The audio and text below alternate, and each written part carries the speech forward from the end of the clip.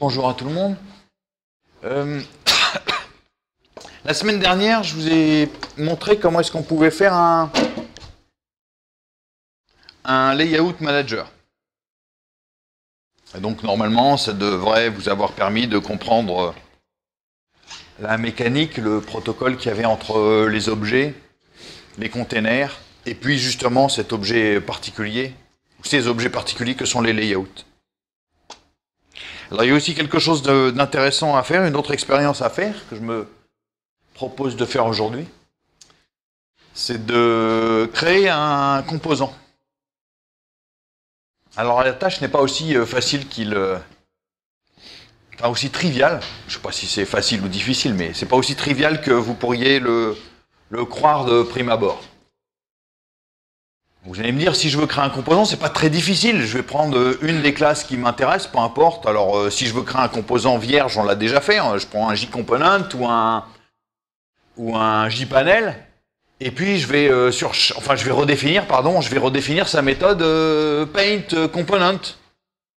Et puis je vais mettre tout le dessin qui va bien là-dedans, et puis j'aurai bien mon composant. Il suffit ensuite qu'il réponde à 2-3 méthodes, et puis tout ira bien. Sauf que la réalité ne fonctionne pas tout à fait de cette manière-là, notamment en Swing. C'est bien comme ça qu'on redéfinit des composants en AWT, aucun souci. Vous prenez un composant déjà existant, vous le sous-classez, vous le personnalisez, et tout va bien. Sauf qu'en Swing, il y a une autre fonctionnalité qui est intéressante justement, c'est l'histoire des apparences, donc des algorithmes d'apparence. Donc au même titre que vous avez des algorithmes vous permettant de placer des objets à l'intérieur d'autres objets, de contrôler le placement, l'algorithme de placement, eh bien, vous avez aussi en Swing la possibilité de personnaliser l'apparence des composants. Donc par défaut, quand j'affiche un bouton, il a normalement sur ma machine l'apparence, puisque ma machine est un Mac, il a l'apparence des boutons Mac, et quand vous exécutez ça sur une autre machine, sur un Linux, les boutons auront l'apparence de boutons Linux standard, enfin selon l'interface que vous utilisez.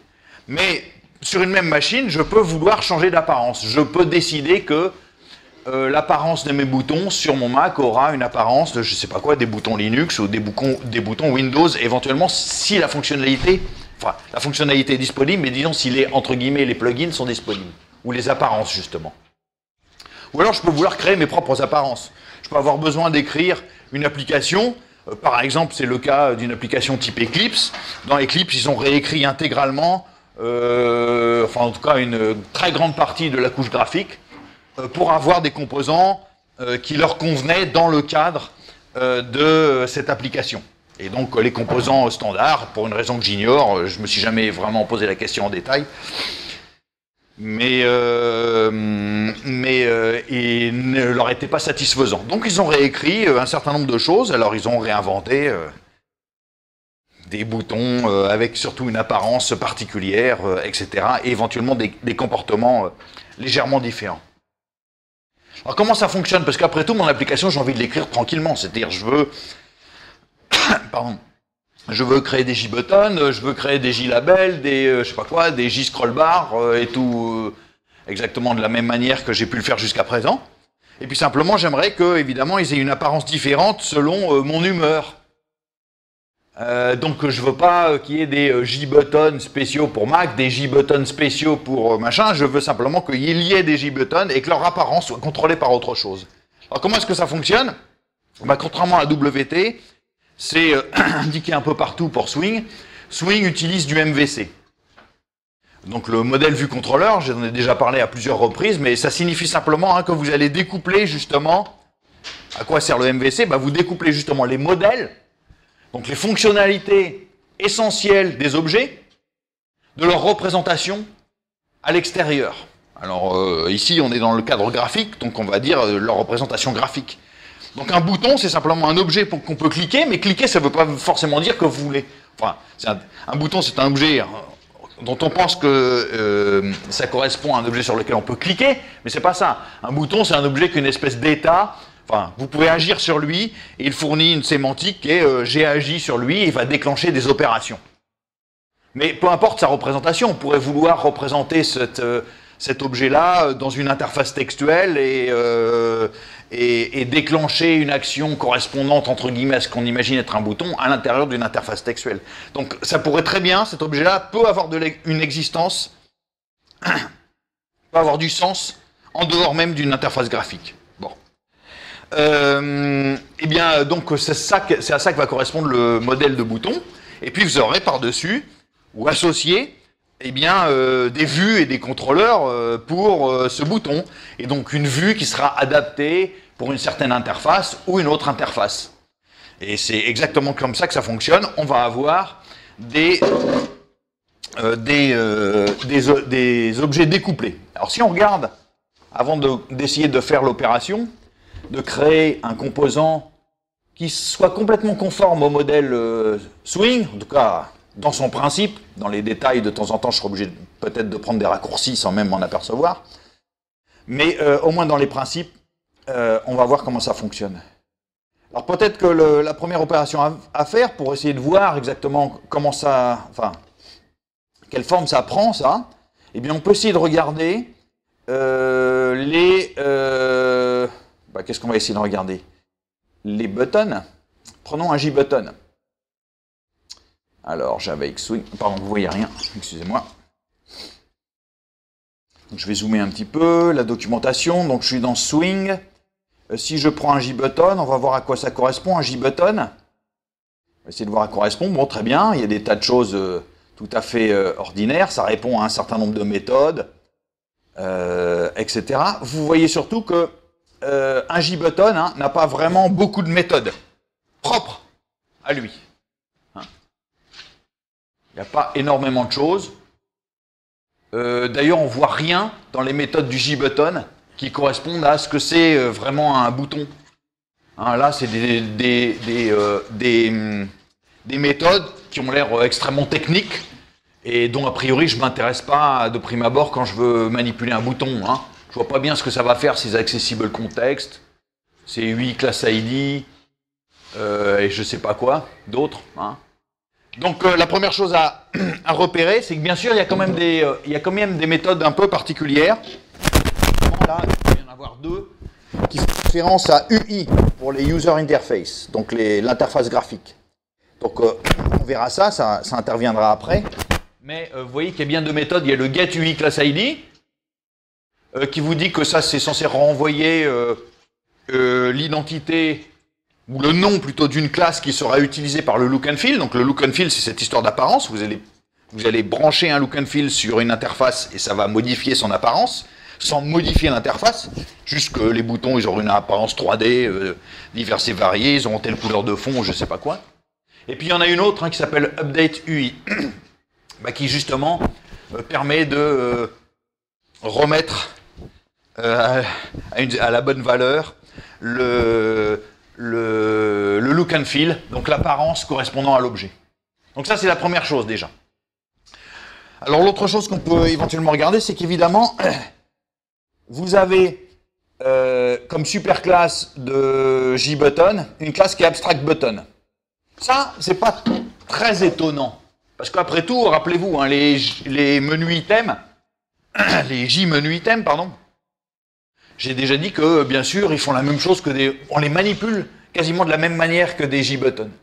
Simplement, on les place dans des menus, mais l'action, quand vous descendez un menu et que vous choisissez ce J-menu item, vous savez bien que c'est une action, c'est un action listener qu'on utilise pour capturer l'interactivité associée à un choix de menu, un menu item. Bon, alors ça c'est normal.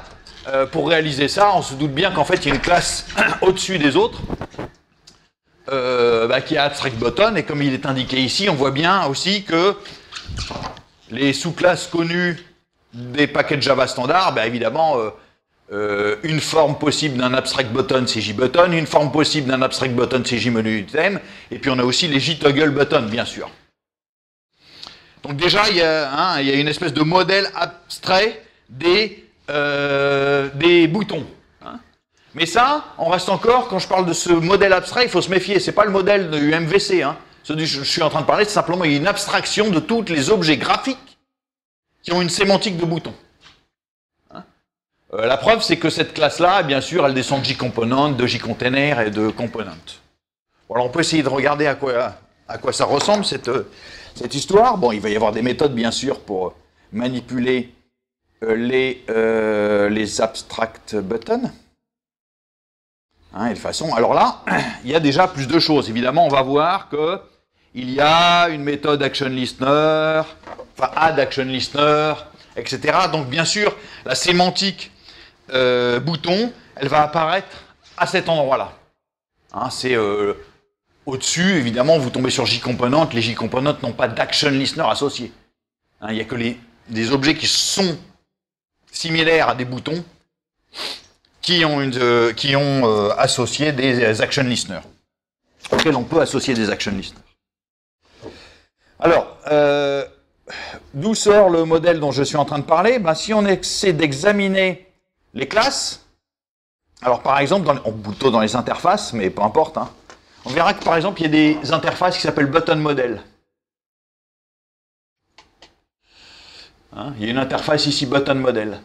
Et il doit y avoir une classe plus bas qui doit s'appeler default button model. Bon, alors default button model, c'est une implémentation du button model. Regardons ce que c'est que le button model.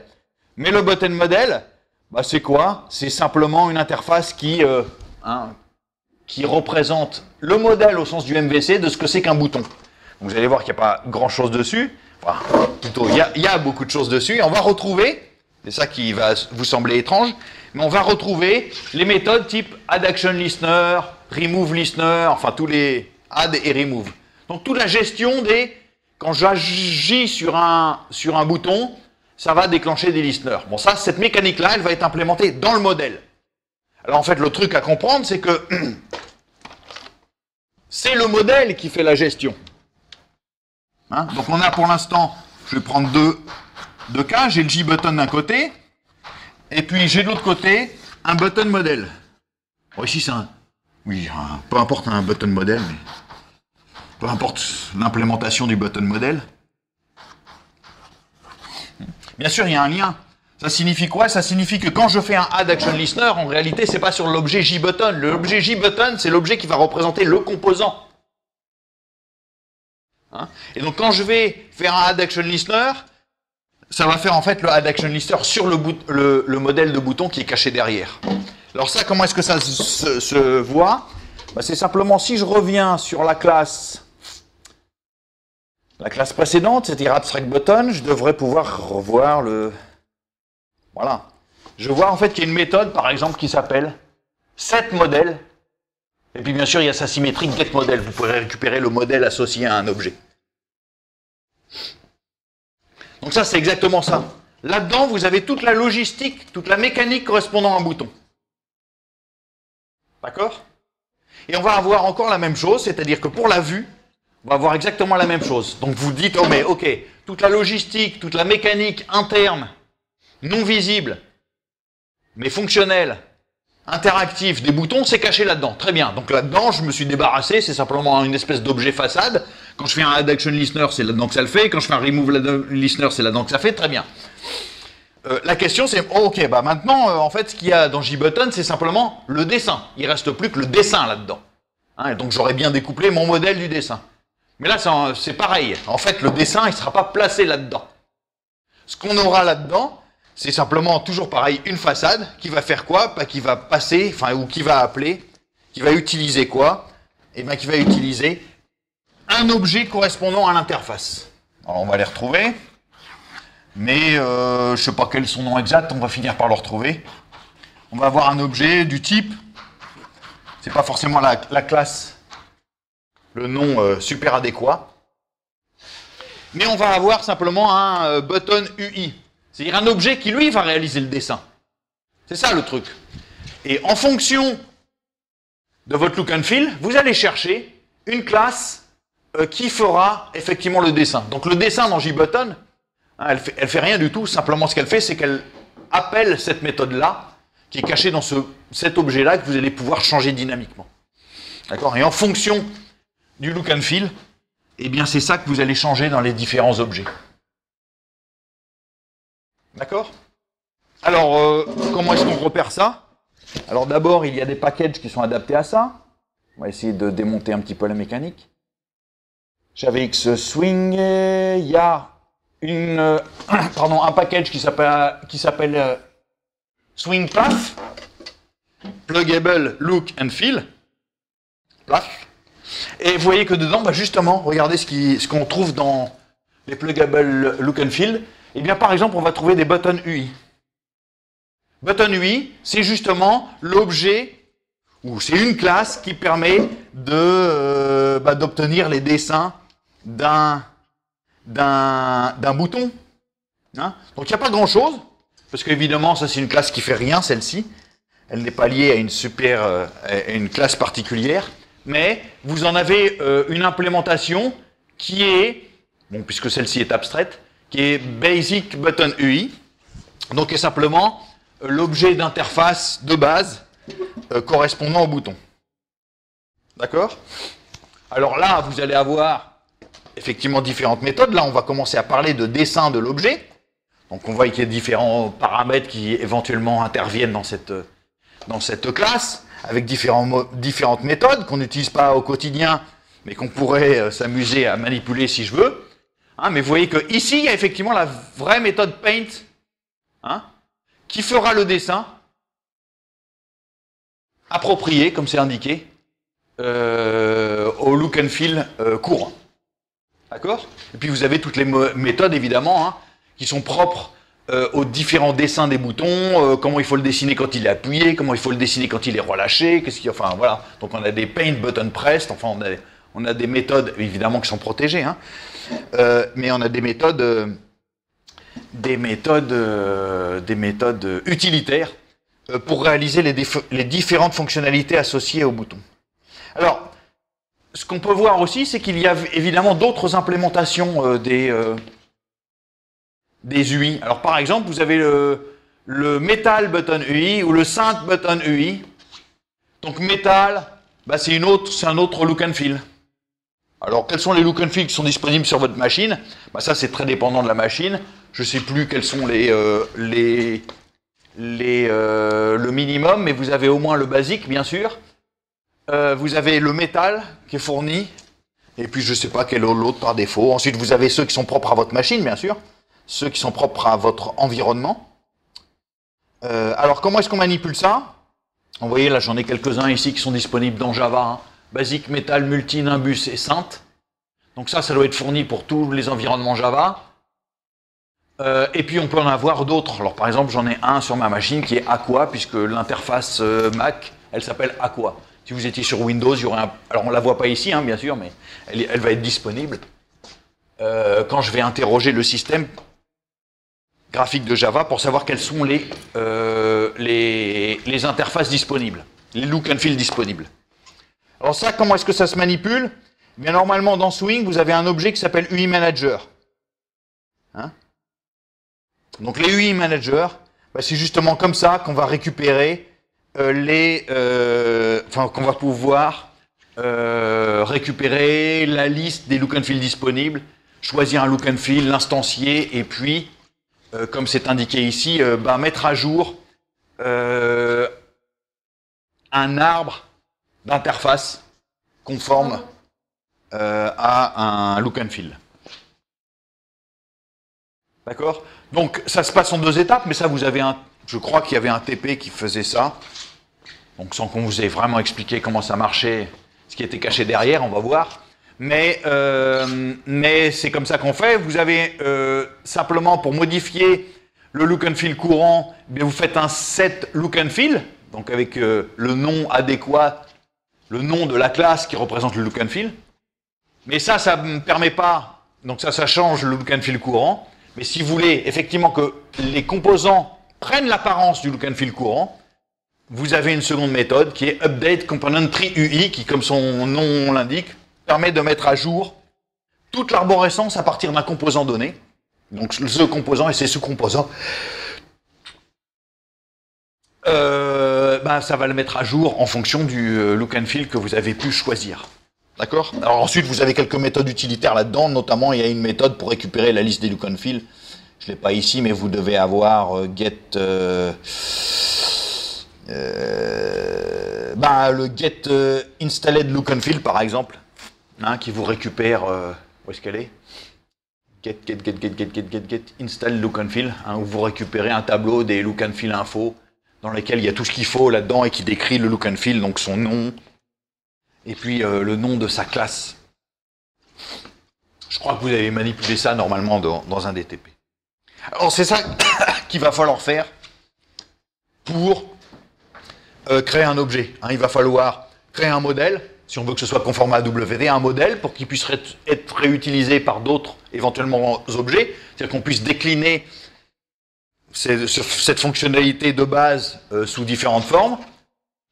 Créer un objet façade qui va permettre justement de faire le pont entre le modèle, et puis créer la collection des UI qui vont bien. Et puis la petite mécanique de gestion pour les UI, on va être obligé, puisqu'on n'arrivera pas à l'intégrer complètement proprement, et puis c'est une perte de temps pour l'instant, de l'intégrer proprement ici. Disons plus proprement, enfin je sais pas si on peut parler de... Bon, bref. De l'intégrer de façon plus définitive. Il y a autre chose aussi, bien sûr, c'est que si je veux manipuler ces objets, bien sûr, ils sont interactifs. Donc, ce qu'il ne faut pas oublier, c'est que lié à un JButton, vous avez aussi, rappelez-vous, les action listeners. Donc, il y a aussi tout ça qu'il va falloir créer si je veux créer un objet. Imaginez que les boutons n'existent pas et que je veuille les créer. Il va falloir que j'invente ça. Donc, il y a les action listeners. Et puis, il va y avoir aussi, associé aux action listeners, les action events. Hein, puisque... Dans un action listener, vous avez une méthode qui est déclenchée et il y a un événement qui correspond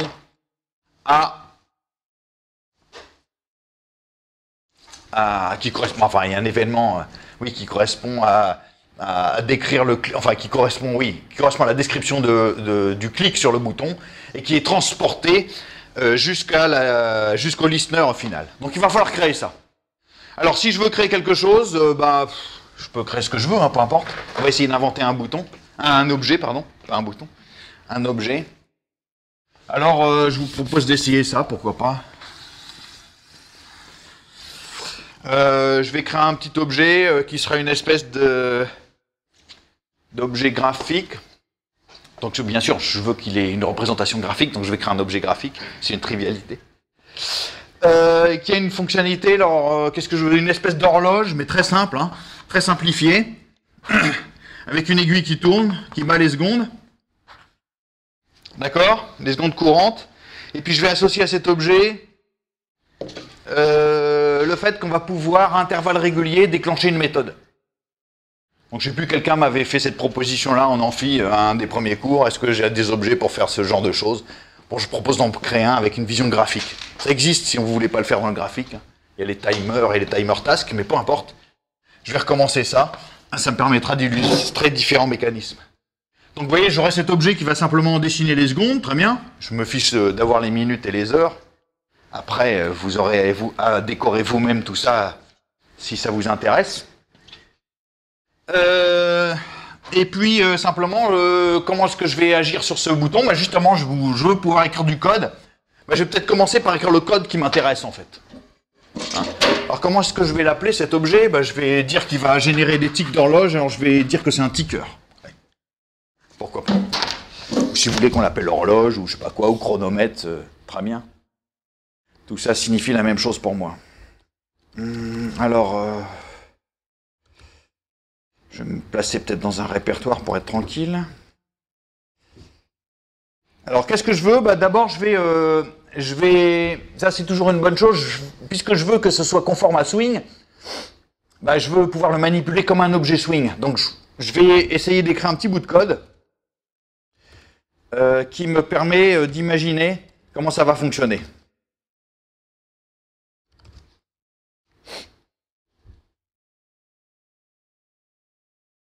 Alors ça va être vraiment très simple, hein,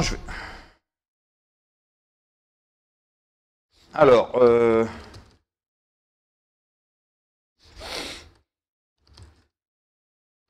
donc là, ça va être la classe main qui va simplement implémenter l'interface.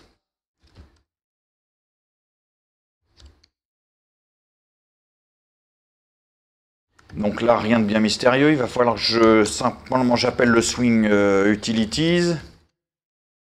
Le invoke later. Rappelez-vous, si je veux être conforme, donc je vais faire quoi? Un new thread qui va manger ça. Qui va manger main. Oh, je vais faire un extend threads, on sera tranquille.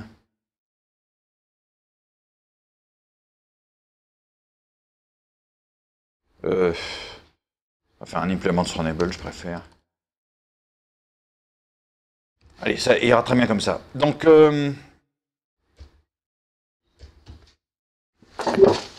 très bien. Alors maintenant, dans le run, je vais juste simplement créer mon interface. Donc, je vais créer effectivement un JFrame.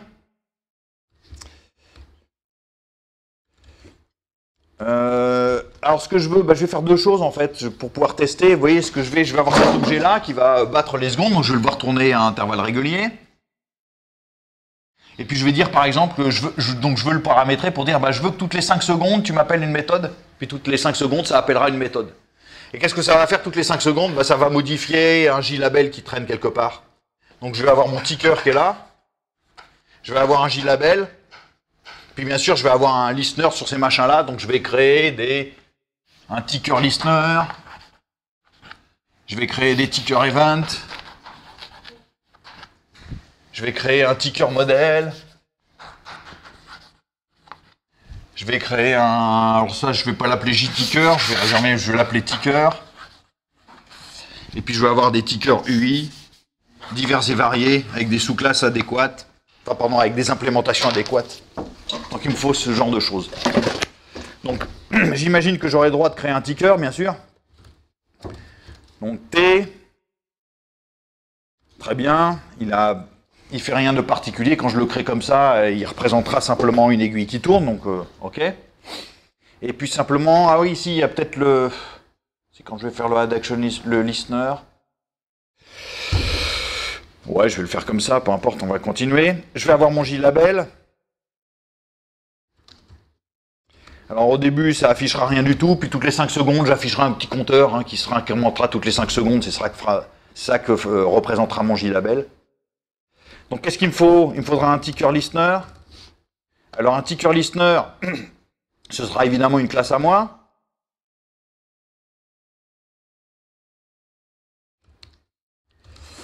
Donc là, ce sera une interface, pardon. Voilà. Donc j'imagine que dans cette interface, il y aura une méthode qui sera appelée à intervalles réguliers. Donc je ne sais pas comment je vais l'appeler. Public void. Donc c'est l'équivalent du action perform. Donc là, ce sera pour chaque tick. Donc je vais l'appeler, je ne sais pas quoi, tick perform si vous voulez. Et ça reçoit en paramètre, pardon, justement pas un action event, mais un ticker event. Voilà. D'accord? Alors ce que je veux, c'est que ce ticker listener, mon listener, je voudrais que ce ticker listener, il modifie le label. Donc je vais lui passer en paramètre le label.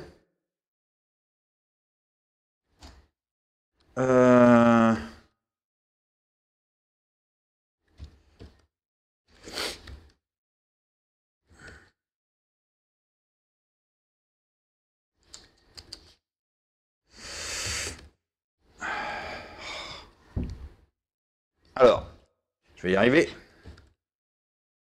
Ça, c'est le label qui sera utilisé par le ticker listener.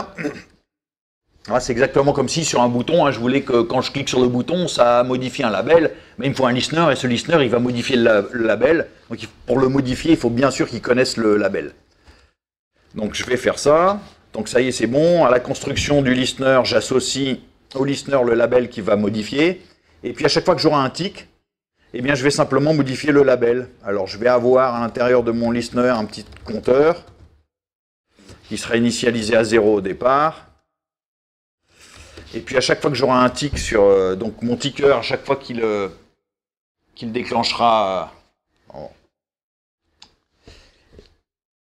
qui générera les ticks, eh bien il se débrouillera pour que soient appelés les listeners s'il y en a un ou même plusieurs. Donc là, je vais en mettre un, mais il n'y a pas de raison que tout ça ne fonctionne pas avec plus. Donc dans le tick perform, j'aurais simplement à faire quelque chose comme ça. Je prends le label, et puis je modifie le texte du label, et puis je vais faire en sorte que ça affiche simplement le compteur, sachant que je l'ai incrémenté auparavant. OK.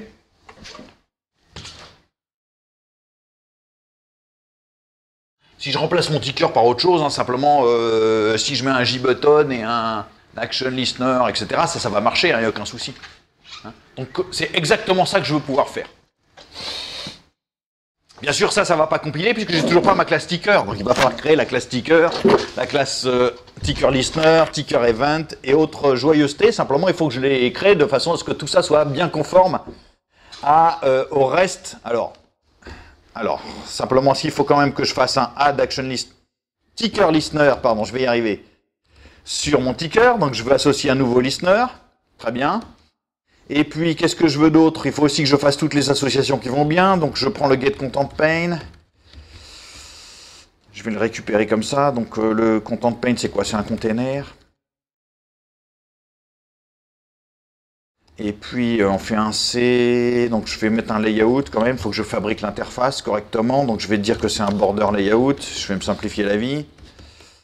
Enfin, peu importe, je fais un choix. Donc je vais dire que je vais rajouter mon ticker au centre. Et puis je vais rajouter le label en bas.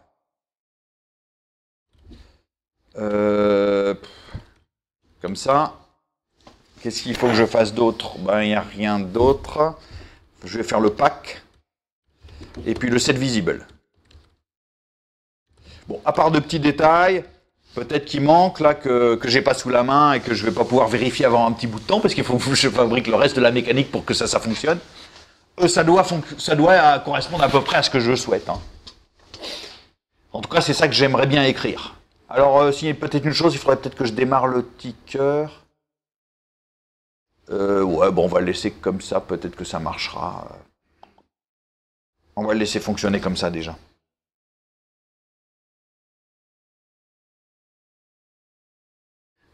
Ticker listener, ça c'est bon. Ouais, on va peut-être le démarrer aussi. Allez, on va dire qu'il y a une méthode pour le démarrer, le ticker.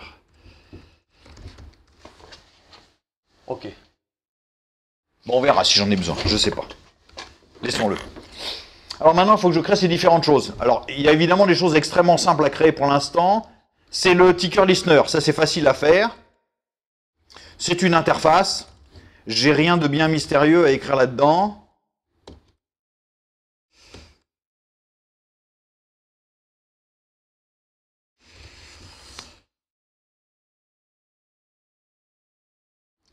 Simplement, j'ai à déclarer l'existence de la fameuse méthode, je ne sais pas comment je l'ai appelée, tickPerformed, qui prend en paramètre un ticker event.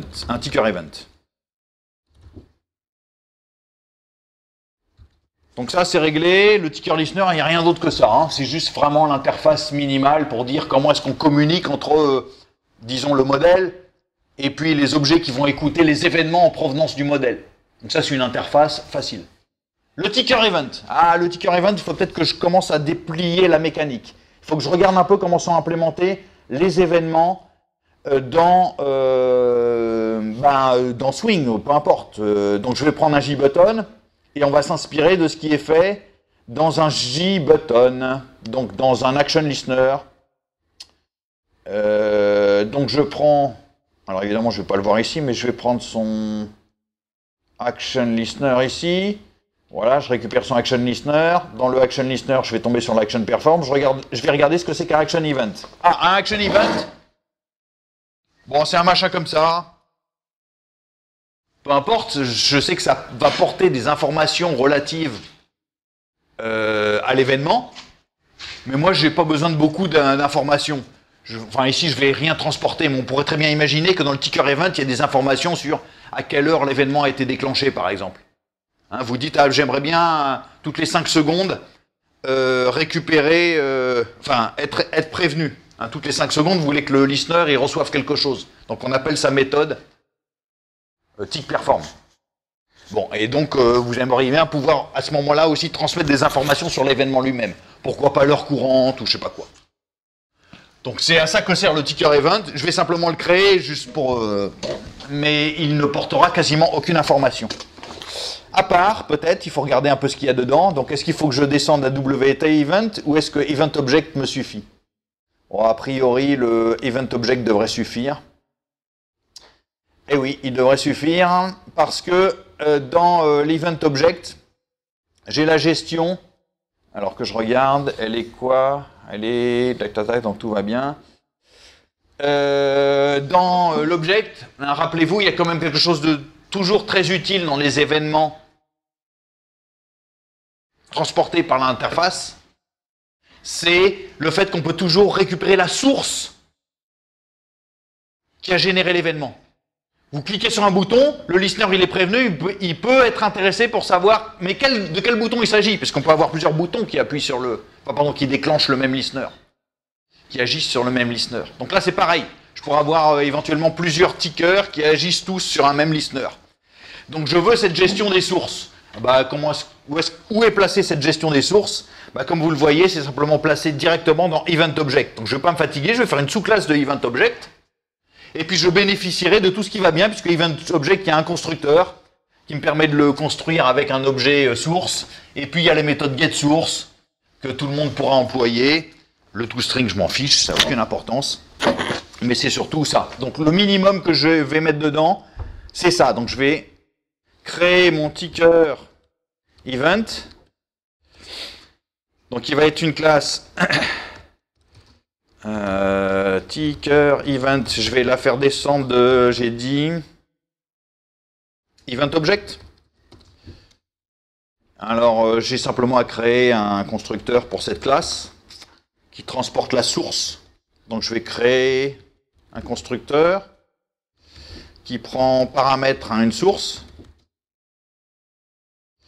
et puis qui fait simplement appel au constructeur de la superclasse, c'est-à-dire au constructeur event object. Au constructeur de event object, et donc celui qui récupère la source. Donc quand je vais créer un ticker event, donc quand cet objet-là, il va générer des ticks, à chaque fois il va créer un ticker event, et il va le distribuer au ticker listener. Chacun en fera ce qu'il veut. Et donc ce ticker event, il dira, bah, voilà l'objet qui est la source de cet événement. Et donc cette gestion-là, je la reporte dans Event Object. Alors revenons sur main, parce que ça c'est une mécanique qui était à peu près facile à faire. Qu'est-ce qui me manque maintenant? Ah, il me manque toute cette partie-là, hein. Il me manque les tickers, le ticker modèle, le ticker UI. Alors première chose, peut-être le ticker modèle. Là, il va falloir réfléchir à comment fonctionne ce ticker modèle. Alors, normalement, pour bien faire, bien sûr, ce que je devrais avoir dans ticker modèle, c'est comme dans button modèle, ça devrait être une interface qui peut être implémentée par plusieurs trucs, de diverses manières. Parce que ça dépend du type de bouton que vous avez. Bien sûr, il y a des mécaniques qui peuvent être différentes. Même si la mécanique générale est la même, dans ces détails, la mécanique peut être différente. Alors, je vais simplement me créer une classe ticker modèle. Mais ça devrait être une interface, bien sûr. Je pourrais de toute façon la transformer si ça m'amuse plus tard. Donc qu'est-ce que je vais créer? Public class ticker modèle. Et puis là, il faut que je réfléchisse. Il faut que je réfléchisse à ce que c'est qu'un ticker modèle. Donc il faut que je m'inspire peut-être. Je vais aller regarder, re-regarder de près ce qu'on va trouver dans un button modèle. D'accord? Alors dans un button modèle, bien sûr, on va trouver des tas de méthodes qui vont bien, hein, comme les add action listener, les machins, les trucs comme ça. Alors bien sûr, je vais avoir ça, c'est-à-dire dans un ticker modèle, puisque c'est lui qui sera vraiment, c'est lui qui va porter toute la mécanique des distributions d'événements. Donc il va bien falloir, c'est lui qu'il ait une gestion de justement quels sont les listeners qui écoutent, etc. Donc on va regarder comment est-ce que ça fonctionne. Donc l'interface button model, vous voyez ce qu'elle contient. Des méthodes pour la gestion de la logistique, très bien, et puis éventuellement des choses sur à quoi ressemble l'objet, est-ce qu'il est appuyé ou pas, si c'est un bouton, mais moi j'ai pas ce souci-là. Donc dans un premier temps, je vais m'occuper de définir. Ah, je vais peut-être le mettre comme une interface quand même. Allez. Et puis j'en ferai une réalisation après. Donc je vais dire qu'est-ce qu'il y a là-dedans. Je vais dire par exemple qu'il y a une méthode qui sera add ticker listener. C'est-à-dire dans un ticker modèle, je pourrais rajouter des listeners à volonté. Très bien, bien sûr, j'aurai la fonction symétrique. Les remove ticker listener. Pour les enlever si j'ai besoin. Voilà. J'ai déjà besoin de ça. Est-ce que j'ai besoin d'autre chose? Non. A priori, ça devrait suffire. Alors maintenant, regardons l'implémentation default button model. C'est là qu'on va avoir des choses un petit peu particulières. Ok, j'ai fait mon ticker modèle. Donc je veux créer cette fois maintenant. Pardon. Oui, je l'ai créé comme... oui, très bien.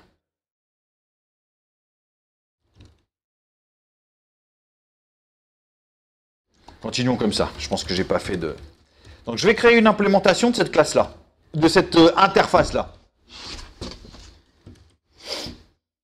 Donc ça va implémenter l'interface que je viens de définir, c'est-à-dire ticker model. Donc ça m'oblige évidemment à implémenter au moins les deux méthodes précédentes, à savoir add ticker listener, bien sûr elles sont plus abstraites, et puis remove ticker listener. Ah, et c'est là que je commence à avoir, je devrais me poser des questions, je vais me dire, comment est-ce que je vais gérer ça? Bien sûr, je vois bien à peu près comment est-ce que ça fonctionne. Je peux ajouter autant de listeners que je veux à un modèle. Je peux ajouter autant d'action listeners que je veux à un bouton. Donc c'est que simplement caché derrière le bouton ou dans le modèle, peu importe, c'est pareil. C'est que de ce côté-là, en tout cas, il y a une liste de listeners. Et puis add et remove, ça fait juste qu'enlever les listeners là-dedans. Donc très bien. Il faut que je gère une liste. Je peux me créer un vecteur de ticker listener, les rajouter dedans, faire ce qui va bien pour que ça marche. Bon, alors simplement, je vais regarder de près ce qui se passe pour le button model et je vais m'apercevoir qu'en fait, il y a déjà des choses qui fonctionnent. Bien sûr, cette mécanique-là, je ne vais pas me fatiguer. Elle existe, elle est déjà implémentée par plein de trucs. Dans les boutons, vous avez une liste de action listener qui traîne. Dans, je sais pas quoi, dans les barres de défilement, là où vous avez dans les sliders, vous avez des change listeners. Donc j'imagine qu'il y a une espèce, je suis prêt à parier qu'il y a un truc générique qui va me générer des listes de listeners. Et si je regarde ce qu'il y a dans le default button model, vous voyez, j'ai cette mécanique-là. Si je regarde ce qui est caché dans les champs, donc là je suis dans default button model, eh bien je vois qu'il y a un des champs qui est quoi? Event listener list. Tiens. Donc ça veut dire que j'ai déjà une classe toute prête pour me faire cette gestion correcte des listeners. Donc je vais la prendre. Pour la prendre, je vais simplement m'inspirer de ça. Event listener list. Regardons cette classe-là. Donc évidemment, je vais me créer, comme pour le button model, je vais me créer un machin comme ça. Donc je vais dire, ok, qu'est-ce qu'il me faut?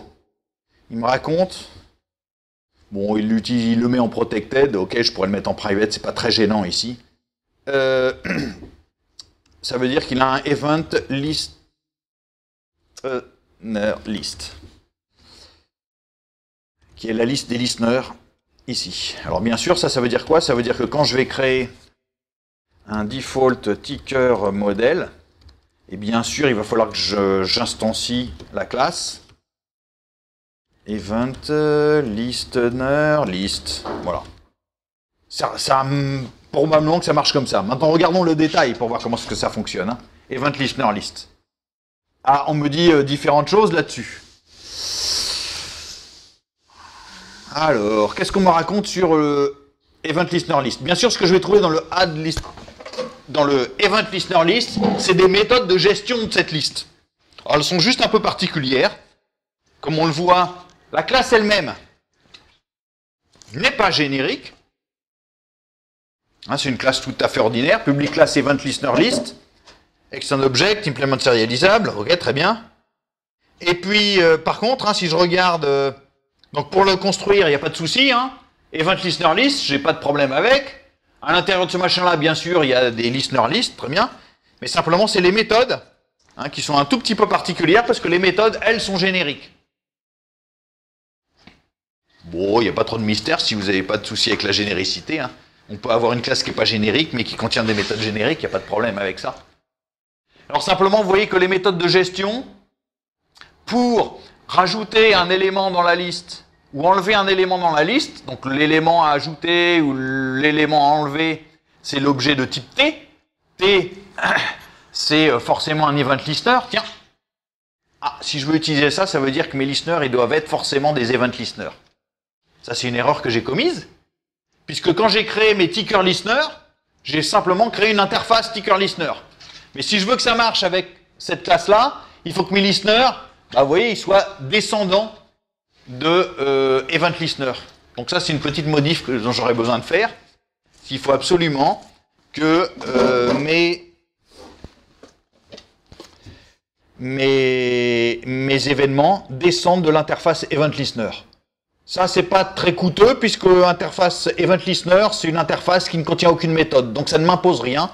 C'est juste un type. Donc ça, c'est très facile. Je vais le faire la modif tout de suite. Ticker listener.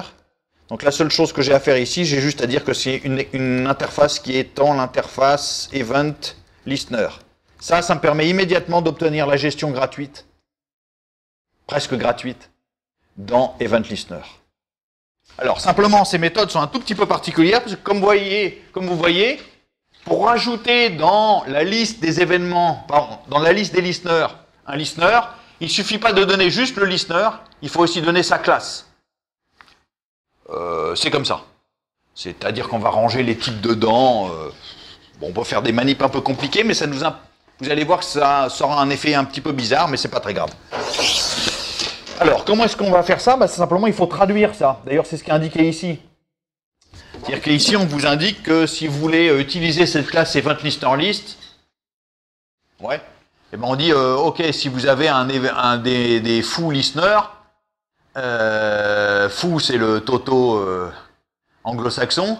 Donc si vous avez ici, nous, c'est des ticker listeners, bah, j'aurai un add ticker listener. Donc ça, c'est... Et qu'est-ce que fait ce add ticker listener? Bah, simplement, il ajoutera dans ma liste de listeners à la fois une référence sur la classe et puis à la fois le listener lui-même.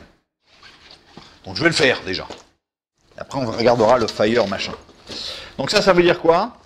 Ça veut dire que dans mes listeners ici, je vais faire un add de quoi? Bah alors je vais prendre simplement la classe listener et puis je vais rajouter TL dedans. Hein, c'est exactement ça qu'il me recommande. Évidemment, ça c'est le remove, c'est l'opération inverse. Donc cette gestion-là, voilà, je prends la classe event listener list. J'en fais un champ dans ma classe default ticker model, et puis je fais des petites façades, c'est-à-dire je fais les méthodes de facile qui permettent simplement à l'utilisateur hein, de ranger un listener là-dedans. Ok, très bien. Il y a un autre truc à faire aussi, donc on verra comment est-ce que ça fonctionne, mais il y a un autre truc à faire, c'est que dans le ticker model, il y a justement quand même des méthodes pour déclencher les événements. C'est-à-dire si jamais quelque chose s'est produit sur mon bouton, eh bien, il va bien falloir que le modèle, il appelle tous les listeners, les machins, les trucs.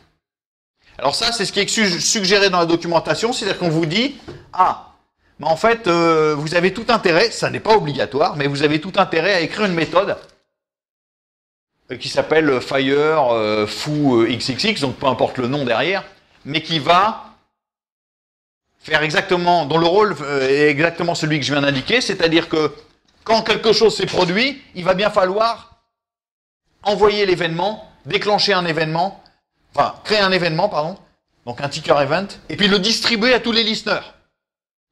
Alors cette méthode-là, elle s'appelle, en général, elle s'appelle fire quelque chose. Donc là, ce sera fire tick, par exemple, ou fire ticker, ou je sais pas ce que vous voulez. Fire ticker event, donc je vais l'appeler comme ça. Donc il me faut une petite méthode. Alors je vais la protéger parce que sinon je risque d'avoir des problèmes. Ça devrait suffire. Est-ce que ça suffit? Peu importe, de toute façon on s'en fiche des protections ici. Mettons-la publique, allez. Qu'est-ce qu'elle va faire celle-là? Ben, elle va déclencher un événement, donc je vais dire que... Enfin, elle va distribuer un événement.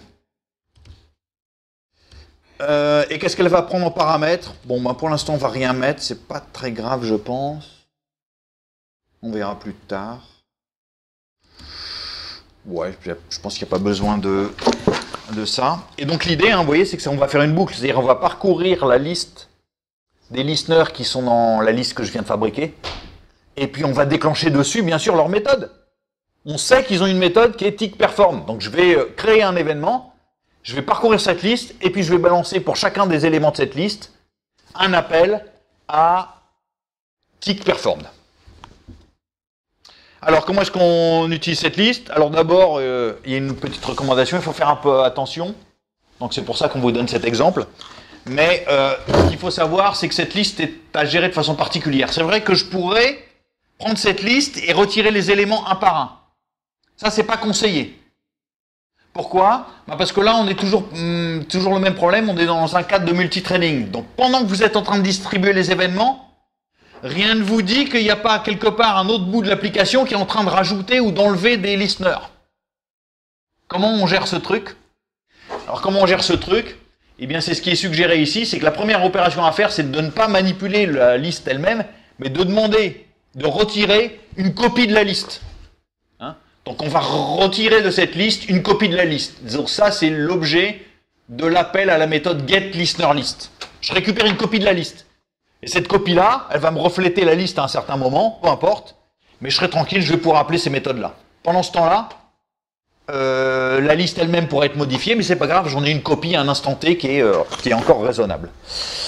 Donc je vais faire exactement la même chose. Donc vous avez vu que c'était des objects, donc je récupère des objects. Donc c'est un tableau d'objects, ça sera effectivement les listeners. Et comment je les récupère? J'appelle listeners.get listenerList. Voilà. Donc je récupère une copie de la liste. Et puis maintenant je vais pouvoir travailler sur cette liste-là. Donc de base, je vais faire quelque chose comme ça. Alors, on pourrait tenter de faire for i égale 0 et inférieur à la longueur de la liste, et puis prendre tous les éléments, et puis appeler la méthode tickPerform dessus. Sauf que il faut être conforme au modèle et savoir exactement comment les événements sont distribués. Ce qui est important de savoir, c'est que les événements sont distribués. Dans quel ordre les événements sont distribués? Quand vous avez enregistré des listeners sur un modèle, mettons que vous en avez enregistré 3. Dans quel ordre est-ce qu'on va distribuer les événements? Il y a un ordre qui est prédéfini. Le dernier enregistré, c'est géré en fait comme une pile. C'est-à-dire que le dernier enregistré sera le premier à recevoir les événements. Donc si vous avez enregistré listener 1, listener 2, listener 3, c'est le 3 qui reçoit l'événement en premier, puis le 2, puis le 1. Donc il faut faire une boucle à l'envers. On va commencer comme ça. C'est ce qui doit être fait derrière.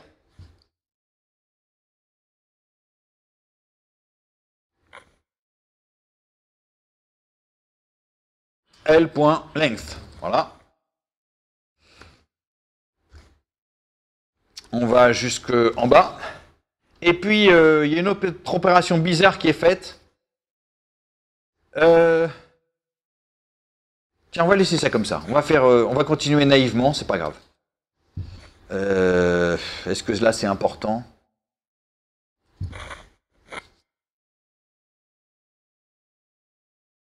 On va le laisser comme ça, et puis on verra bien. Alors, qu'est-ce que j'ai à faire ici? J'ai simplement à récupérer le IM élément de la liste. Je vais le caster en quoi? Je sais que j'ai rangé là-dedans des tickers listener. Listener. Donc, je vais faire un petit cast. Et puis, qu'est-ce que j'ai à faire dessus? Je vais simplement faire un tickPerformed. Ah, et puis je dois passer un événement. Alors, bien sûr, ça veut dire ici que je vais créer un événement.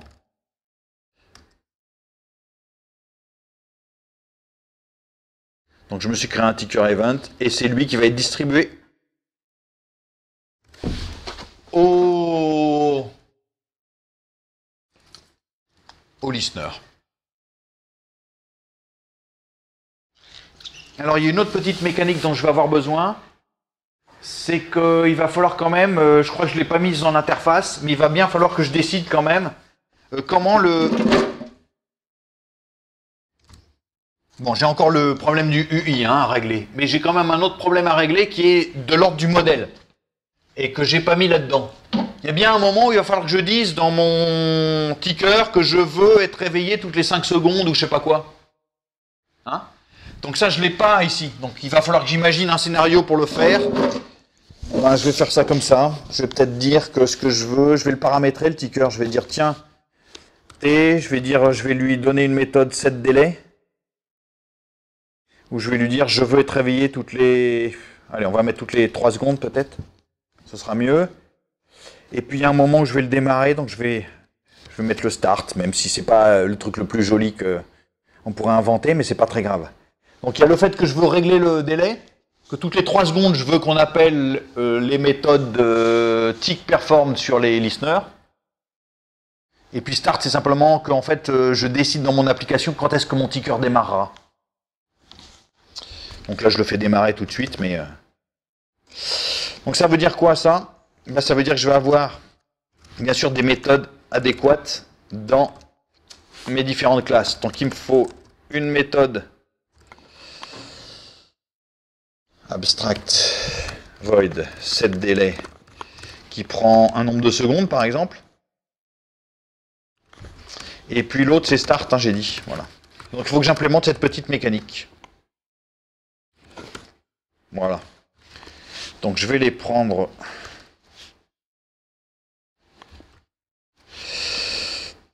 Il faut que j'implémente ces deux méthodes là-dedans. Donc une implémentation par défaut. Donc le délai, bah, simplement je vais l'enregistrer quelque part. Ce sera le nombre de secondes. On va y arriver. Voilà. Et puis pour start, bien sûr, il va falloir que j'implémente quelque chose.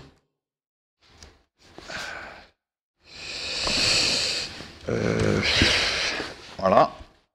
Donc là, il faut que j'implémente quelque chose. Start, bah, vous voyez ce que je veux, hein, c'est que ici, j'ai besoin d'un objet qui tourne sans arrêt en tâche de fond. Hein. Donc je vais créer un thread. Un thread qui va faire une boucle infinie. Et puis qui implémentera la bonne mécanique. Donc peut-être que ce que je vais faire, on se préoccupera du dessin après. On verra que j'aurai un petit problème pour le dessin, mais c'est pas grave. Eh bien, j'ai une boucle infinie. Alors, d'abord, pardon, il faut que je crée un thread, donc je vais créer un thread.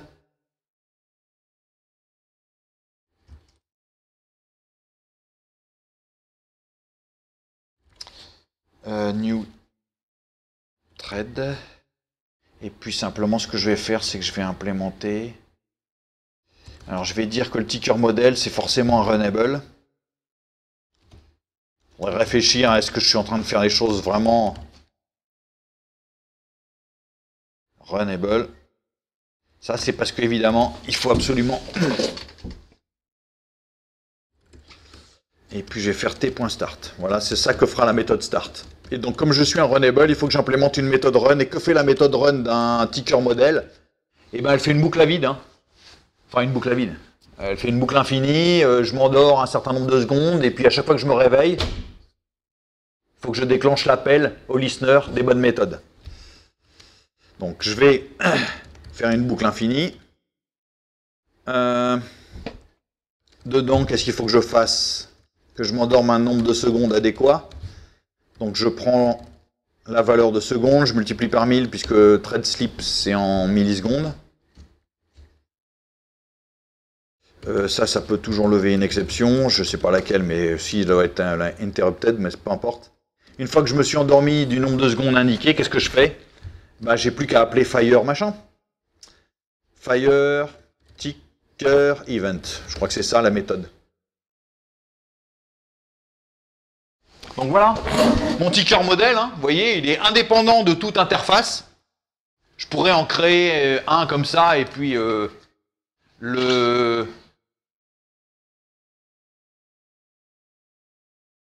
Ah, c'est une expérience que je peux tenter, tiens. J'ai pas encore l'objet d'interface, donc je vais simplement pas l'intégrer à l'interface, mais ça m'empêche pas d'utiliser un ticker. J'ai simplement un ticker modèle. Donc je vais modifier mon main, vous allez voir, de façon minimale, juste pour voir si ça marche. Alors, je vais prendre le main et je vais le modifier. Simplement, j'ai pas le droit encore au ticker. Bon, très bien. Mais simplement, j'ai le droit au default ticker model. Alors, je vais en prendre un. Ticker model, new default ticker model. Voilà, j'en crée un. Et puis simplement, le listener, il est attaché, pardon, non pas à T, mais à TM. Et c'est TM à qui on va sélectionner le délai et qu'on va faire démarrer. Donc en fait, j'aurai une interface, il y aura juste le JLabel. Il y aura, après, il va falloir que je transforme mon machin de telle sorte qu'il ait une apparence. Et là, c'est vraiment l'exemple que je vous disais tout à l'heure, c'est que je pourrais très bien implémenter un bouton qui n'a pas de représentation à l'écran. Il suffit juste que j'instancie un button model et que j'agisse dessus comme bon me semble. Donc là, c'est exactement ce que je fais. Donc ça, normalement, je devrais avoir suffisamment de mécanique pour que ça fonctionne. Alors, il manque plein d'imports partout, donc ça va hurler. Je vais essayer d'en mettre un peu. Ici, il doit manquer les swings. Ici, il doit manquer quoi? On va voir ce que ça donne.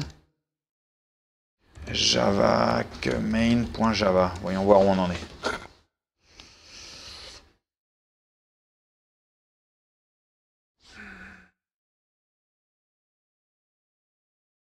Alors, ça commence par ticker listener extend event listener. Alors, ticker listener, extend event listener, ça c'est pas ce qui doit manquer. Import Java AWT. Ça doit être ça, je pense. Alors, on va essayer de compiler un par un déjà. C'est quoi ticker listener? Raté. Donc, ticker listener, c'est dans quoi les listeners? Voyons voir. Si c'est pas là-dedans, ça doit être dans Java AWT Event. Non. Action, j'ai les... Ah, c'est dans Java AWT, je crois. Les AWT Event. Ah, c'est dans Utile. Java Utile Event Object. Voilà. Alors, Java Utile.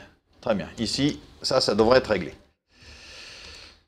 Cette compile-là devrait fonctionner. Raté.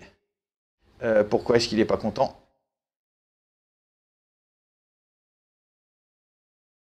Qu'est-ce que j'ai fait? Ah oui, c'est une interface. Bah alors. Public class, je suis dans quoi? Ah, je suis dans... Pardon, je suis dans le mauvais truc. Je devrais être dans ticker event. Donc c'est là qu'il y a... Excusez-moi.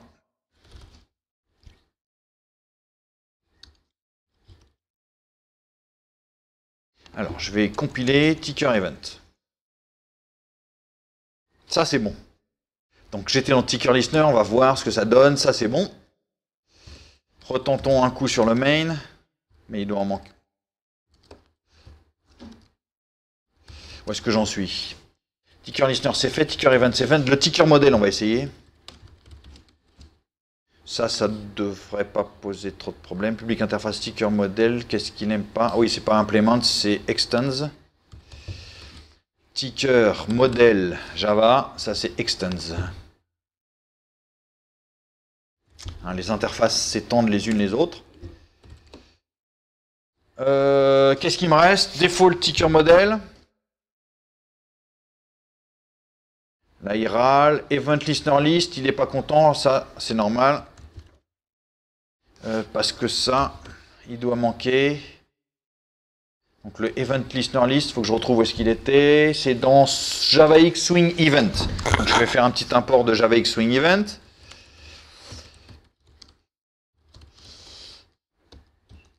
Oui, je sais, si j'utilisais Eclipse, il me proposerait la... Alors, pourquoi il n'est pas content? Ticker event.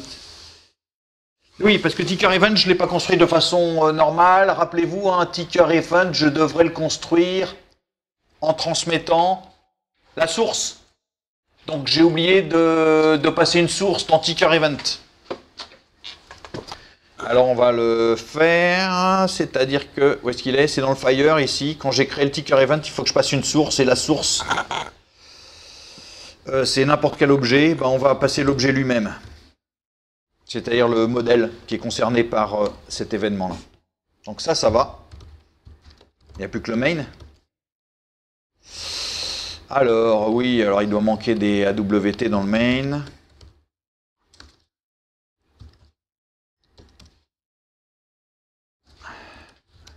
Puisque j'utilise Border Layout, donc il me faut AWT, ça c'est le minimum. Je ne sais pas ce qu'il faut d'autre. Pourquoi il n'est pas content? Private JLabel, c'est un JLabel avec un L majuscule. Oui, alors c'est le T. Ah oui, bah alors évidemment, j'ai oublié d'enlever ce qui concernait le ticker. Il n'existe plus pour l'instant. Swing Utilities. Utilise, ah oui. Swing Utilities. C'est mieux. Il n'y a plus qu'à espérer que ça marche. Ah, est-ce que j'ai implémenté la bonne mécanique? Oui, j'ai fait tout ce qu'il faut. Le listener, on va voir ce que ça donne. Je vous garantis rien. J'ai mon label qui s'affiche là-bas, là-haut. Alors, on verra. J'ai un problème. Ouais, ça c'est normal. En tout cas, ça a marché une fois. Ça a marché une fois, pas plus. Mais vous voyez que mon label qui affichait tiré, qui était sa valeur par défaut, au bout des, je sais pas quoi, 3 secondes, il a affiché 1, qui est la valeur du compteur. Et puis après, il a planté parce qu'en fait, j'ai un problème dans la distribution des événements. Donc ça, je l'avais dit, puisque dans le Fire, je ne l'ai pas écrit de façon très régulière. Alors, j'ai un problème dans le Fire Ticker Event. Il me dit, ah oui, mais là, j'ai un problème, vous avez fait un cast avec un ticker, enfin, sur Ticker Listener, alors qu'il y a un truc qui n'est pas un Ticker Listener. Ah bon, zut alors. C'est-à-dire, Ticker Model, pardon, Default Ticker Model. Là-dedans, il y aurait donc des trucs qui ne seraient pas des ticker listeners. Tiens, curieux, puisque ce que j'ai mis dedans, hein, c'est uniquement des ticker listeners. Alors effectivement, en fait, c'est ce que j'ai caché de la mécanique tout à l'heure. C'est, rappelez-vous, dans la documentation, si certains ont eu l'œil assez rapide, dans Event Listener List, si vous regardez bien ce qui m'est suggéré, certes, on les enlève de la liste. Mais on les enlève par on n'en enlève qu'un sur 2. Vous allez dire, c'est curieux. J'ai mis 3 listeners et et je vais parcourir cette liste en sautant 1 sur 2. C'est en fait que dans cette liste, la façon dont elle est gérée, c'est qu'il y a plus d'objets que vous croyez. C'est-à-dire, quand j'ai rajouté un listener, en réalité, j'ai pas juste rajouté un listener, j'ai aussi rajouté sa classe. Normalement, ça permet de faire de l'introspection et de la réflexion, je ne vais pas insister là-dessus. Mais en fait, à chaque fois que j'ai fait ça, non seulement j'ai ajouté le listener, mais j'ai aussi ajouté sa classe. Ce qui fait qu'à chaque fois que j'ai l'impression d'ajouter un listener, j'ajoute 2 éléments dans l'ensemble, dans le listener list. Donc il faut simplement que je les saute, 1 sur 2, c'est tout. Donc je vais simplement, comme c'est indiqué ici, 1 sur 2, ça devrait suffire. Recommençons. Donc je vais recompiler le default ticker model.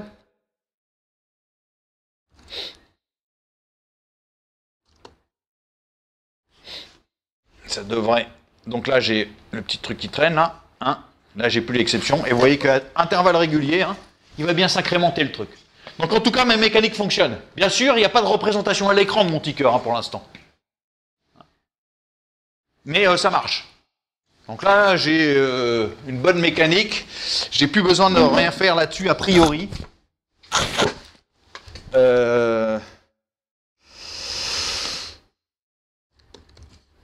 J'ai pas besoin de toucher à grand chose. Donc maintenant, ce qu'il faut, c'est bien sûr, c'est l'autre mécanique, c'est-à-dire être capable maintenant de créer un ticker qui est bien un objet d'interface. Donc je vais l'intégrer là-dedans. Et puis ce sera bien sûr sur le ticker lui-même que je vais jouer et non pas sur le default ticker model. Alors bien sûr, il me faut un objet ticker. Donc il me faut, au même titre qu'il y a un objet JButton, eh bien il va falloir que je crée un objet ticker.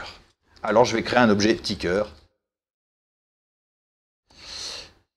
Qu'est-ce que j'ai fait? Oui, c'est bon. Alors, qu'est-ce qu'il faut Alors, bien sûr, ça doit être un JComponent.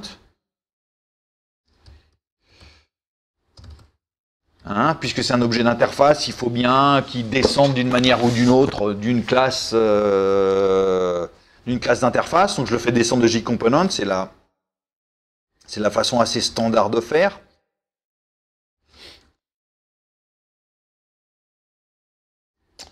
Et puis maintenant, qu'est-ce que je vais mettre là-dedans? Alors la première chose, c'est qu'évidemment, j'ai le problème du modèle. Il va bien falloir que mon ticker soit associé à un ticker modèle. Ça, c'est la première chose. Si je veux que ça marche, il va bien entendu falloir que... Donc si je veux que cet objet-là, il se comporte de cette manière-là, il va bien falloir que je lui associe ce comportement-là. Le comportement défini par le modèle. Donc il faut que j'instancie ce modèle-là et que je l'associe au ticker qui est ici. Donc ça, je vais le faire, par exemple, dans son constructeur. Je vais créer un constructeur pour ticker qui va faire quoi? Qui va instancier le modèle.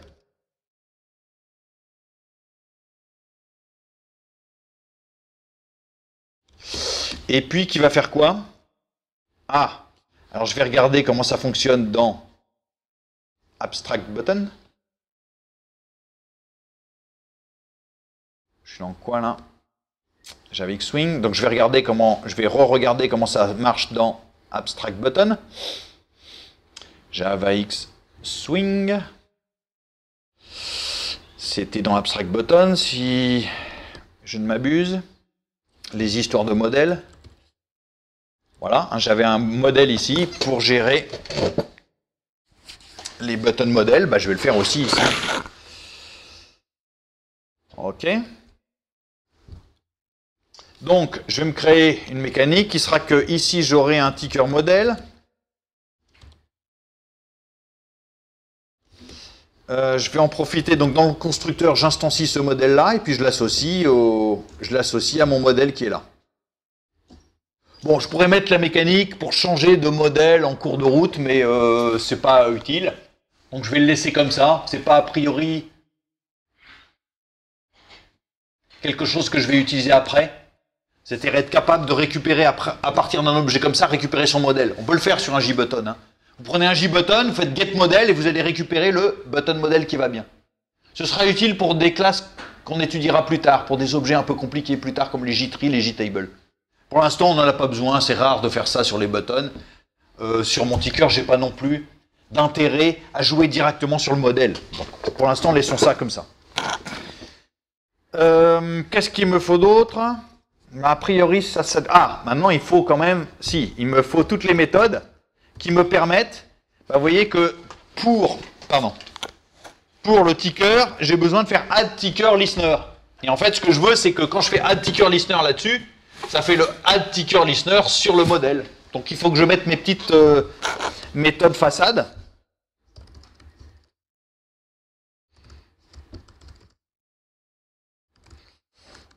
Listener TL. Et ça fait quoi? C'est simplement, vous envoyez ça directement sur le modèle. TL, voilà. Et puis je fais la même chose pour remove.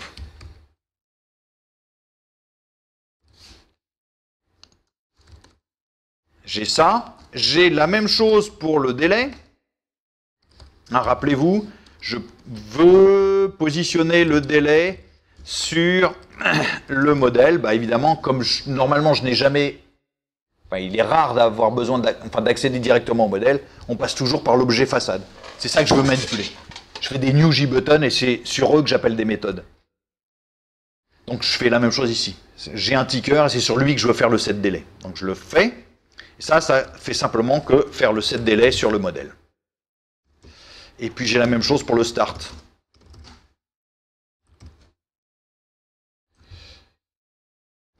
Je fais de la dyslexie, du clavier. Voilà. Ok, donc pas très difficile à implémenter ce machin-là. Ok? Bon, ça devient un composant. Ça devrait pas trop mal marcher. C'est-à-dire, a priori, le code précédent doit fonctionner. Évidemment, j'ai juste un problème avec ça.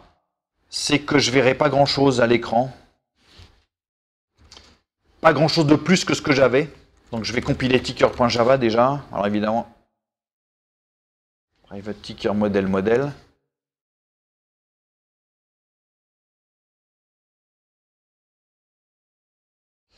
Pourquoi? Bah parce qu'évidemment, si je n'ai redéfini aucune méthode paint machin pour le composant, mais normalement ça devrait continuer à marcher. Hein. J'ai bien, pardon, vous ne le voyez pas, mais j'ai bien mon JLabel qui continue à s'incrémenter toutes les, je sais pas quoi, 3 secondes ou 5 secondes, j'en sais trop rien. Ça fonctionne bien. Évidemment, mon problème, c'est qu'il y a bien un JComponent, mais comme je ne l'ai pas paramétré, à chaque fois qu'on lui demande sa taille, comme j'ai rien dit, il va répondre 0, et donc évidemment, on voit rien du tout ici. Alors c'est là que va intervenir le truc. Je me dis, bah ok, j'ai qu'à surcharger la méthode paint. Bien sûr, je peux recharger la méthode paint. Mais si je surcharge la méthode paint, je vais avoir un JComponent qui n'a qu'une seule apparence.